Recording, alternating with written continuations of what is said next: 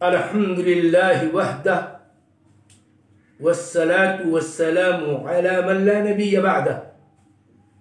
وبعد فقد قال اللہ تعالی ومن كان مريضا أو على سفر فعدة من أيام أخرى.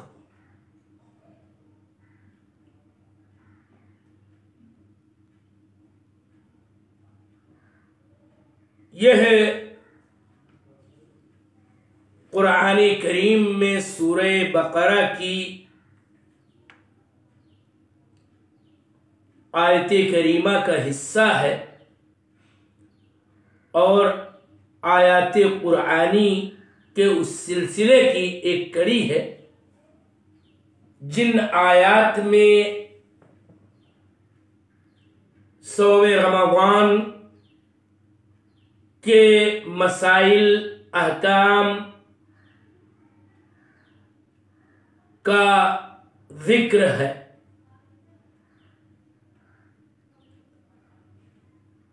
میرے سامعین، یہ ایک بہت اہم ترین موضوع ہے کہ رمضان المبارک کے مہینے میں امت مسلمہ کے مرد و زن پر جو تندرست ہوں، حضر میں ہوں، ان پہ روزہ فرض ہے. البتہ اگر کوئی ایسا انسان ہے جس کے لیے کوئی عذر ہے، شرعی عذر، کہ جس کی بنا پر اسے اس بات کی رخصت ہے کہ وہ روزہ نہ رکھے.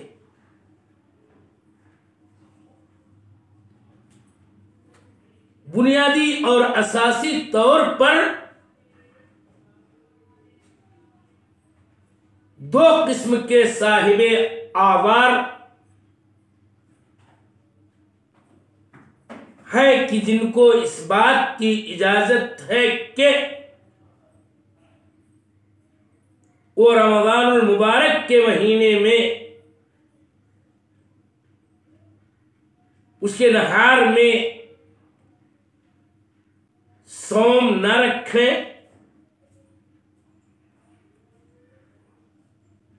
اور جب ان کا عذر ظاہر ہو جائے، ختم ہو جائے، تو دوسرے دنوں میں فوت شدہ چھوڑے ہوئے روزوں کی قضا کریں. یہی اساسی بات اس آیت کریمہ کے حصے میں ہے. فرمان رب جل وعلا ہے کہ جو تم میں سے مریض ہو یا سفر پہ ہو تو یعنی اس پہ روزہ اس مرض کی حالت میں اور سفر کی حالت میں لازماً رکھنا ضروری نہیں ہے، بلکہ اس کے لیے اس بات کی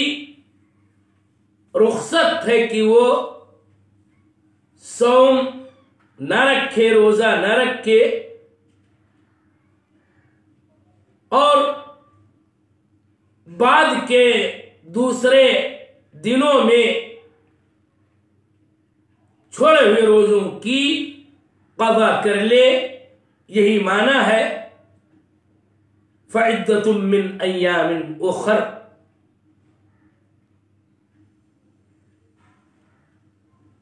یہ بات یاد رہے کہ اس آیت کریمہ کے حصے میں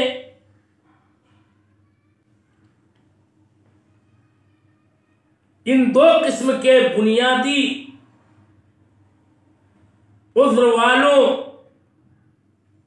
کا حکم بیان کیا گیا، لیکن اس کو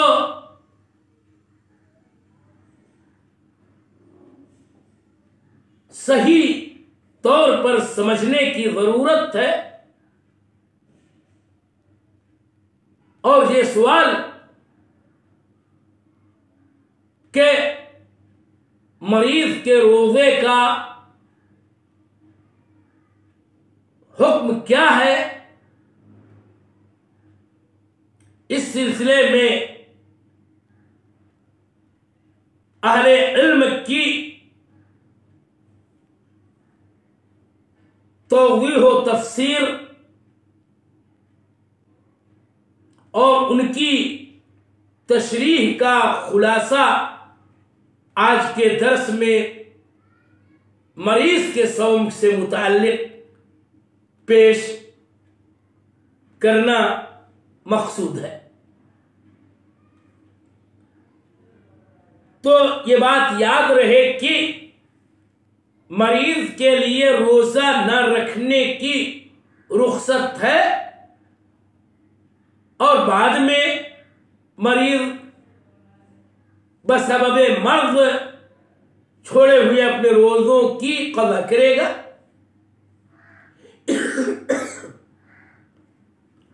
اسی کی تفصیل کو اچھی طرح سمجھنے کے لیے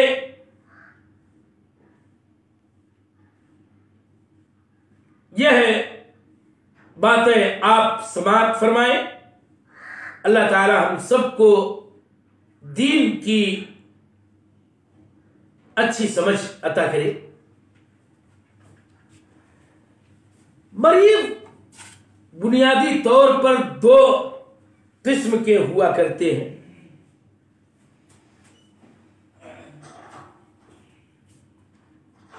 پہلی قسم مریض اور مریضوں کی یہ ہے کہ ایسا مریض، ایسا بیمار کی جس کی بیماری لازم مستمر کہ جس کے زوال کی اور خاتمے کی امید ہی نہیں۔ اس کی مثال دی جا سکتی ہے جیسے کینسر کا مریض،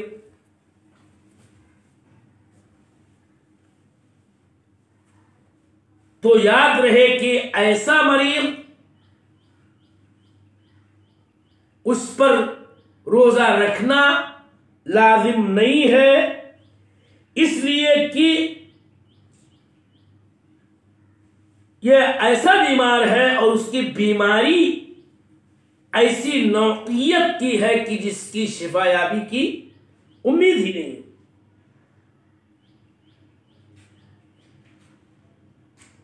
لیکن وہ ہر دن ایک مسکین کا کھانا کھلائے گا۔ معلوم ہوا کہ دائمی مزمن مریض جس کی شفا یابی کی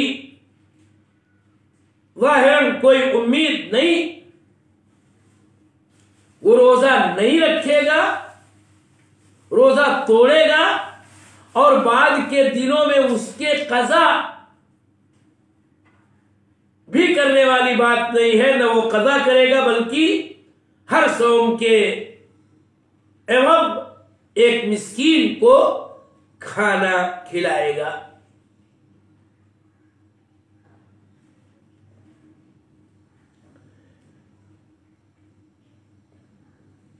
اس کی مثال ایک بوڑھا آدمی جو صوم سے عاجز ہے، تو وہ ایک مسکین کو کھانا کھلائے گا ہر صوم کے بدلے، اور ایسے ہی شدید ترین اور مزمن بیماریوں والے کا یہی حکم ہے۔ دوسری قسم بیمار کی یا مریض کی وہ ہے کہ ایسا مریض جس کا مرض طاری ہو اور یہ کہ ابھی تندرست تھا اور کوئی بیماری لاحق ہو گئی اور وہ بیماری ایسی ہے جس کی شفا یابی کی ظاہر میں تجربے کی روشنی میں امید ہے اور مایوسی والی بات نہیں ہے کہ وہ شفا یاب ہوگا ہی نہیں، جیسے عام بیماریاں بخار ہے، زکام ہے اور سردی ہے، نزلہ ہے الی آخری۔ اب یہاں پر یہ بات سمجھنے کی ضرورت ہے کہ اس طرح کی بیماریوں والے مریضوں کی 3 حالتیں ہوتی ہیں اور تینوں کا الگ الگ حکم ہے۔ پہلی حالت یہ ہے کہ صوم رکھنا، روزے رکھنا اس کے لیے باعث مشقت ہو نہ باعث ضرر ہو۔ آدمی کو ہلکا پھلکا فیور ہے، زکام ہو گیا ہے، ناک سے پانی بہ رہا ہے، لیکن روزہ رکھنا اس کے لیے نہ اس پر شاق ہے نہ اس کے لیے باعث ضرر ہے، تو ایسی صورت میں یاد رہے کہ اس کے اوپر روزہ رکھنا واجب ہے، اس لیے کہ حقیقت میں وہ اس کی طاقت رکھتا ہے اور اس کو اچھی طرح سے جھیل سکتا ہے، اور صرف اس کو اوپر روزہ ہی ضروری ہے۔ دوسری حالت یہ ہے کہ روزہ رکھنا اس کے لیے باعث مشقت ہو، کہ اس کو احساس ہو کہ تکلیف کا، جس کو کہتے ہیں کہ پریشانی کا کچھ نہ کچھ احساس ہو، لیکن وہ روزہ رکھنا اس حالت میں اس کے لیے باعث ضرر نہ ہو، تو یاد رکھیے کہ اس کو روزہ رکھنا مکروہ ہے، کہ اس میں اس کے لیے مشقت اور اللہ تعالی کے دین کے اندر یسر اصل ہے اور یسر مطلوب ہے، جیسے کہ خود آگے اللہ تعالی نے اسی آیت کریمہ ہی کے اندر کہا یرید اللہ بکم اليسر ولا یرید بکم العسر۔ تیسری حالت جو آخری حالت ہے وہ کیا ہے کہ روزہ رکھنا باعث ضرر اس کے لیے، تو ایسی صورت میں اس کے لیے روزہ رکھنا حرام ہے، لا ضرر ولا ضرار۔ اور ایسے ہی لوگوں کے سلسلے میں یہ بات کہی گئی تھی کہ جو روزہ رکھنے پر مصر تھے، حالانکہ روزہ رکھنے ان کے لیے باعث ضرر تھا، کہ اولئک هم الوصات، اولئک هم العصات، اولئک هم العصات، یہ نافرمان لوگ ہیں۔ تو بہرحال اب ایسا مریض قضا کرے گا جبکہ وہ شفا یاب ہو جائے گا، ورنہ اگر موت پا گیا تو قضا اس کے اوپر نہیں ہے،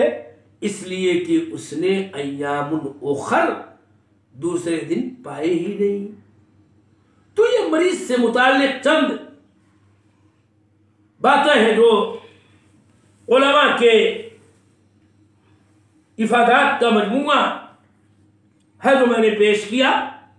یہاں پر ایک بات عبرت کی کہ بنیادی طور پر خالی کے مریض کے لیے روزہ توڑنا جائز ہے، اس کو ناجائز فائدہ اٹھانے والے یوں استعمال کرتے ہیں کہ معمولی مرض جو نہ باعث مشقت نہ باعث ضرر، لیکن اسی عنوان سے روزے توڑتے ہیں اور اپنے جیب میں ٹیبلٹ اور دوائیں لے کر کے بہانہ اعلان بھی کیا کرتے ہیں کہ طبیعت بہت خراب ہے، دیکھیے دوا میں کھا رہا ہوں اور اس لیے روزے سے نہیں ہوں۔ تو یہ یاد رہے کہ ان میں سے بعض صورتوں کا تعلق انسان کے اپنے ایمان سے بھی ہے، اس کے اپنے اندرون سے بھی ہے۔ یاد رہے کہ اللہ تعالی ہی دلوں کے حال سے واقف ہے، اس لیے مرض کو کم سے کم بطور حیلہ استعمال نہیں کرنا چاہیے ایک مسلمان بندے کو جس کا اللہ تعالیٰ پر اور یوم آخرت پر ایمان ہو۔ اللہ تعالیٰ ہمیں ان مسائل کو سیکھنے اور اس پر عمل کرنے کی توفیق دے۔ وصلی اللہ علیہ النبی۔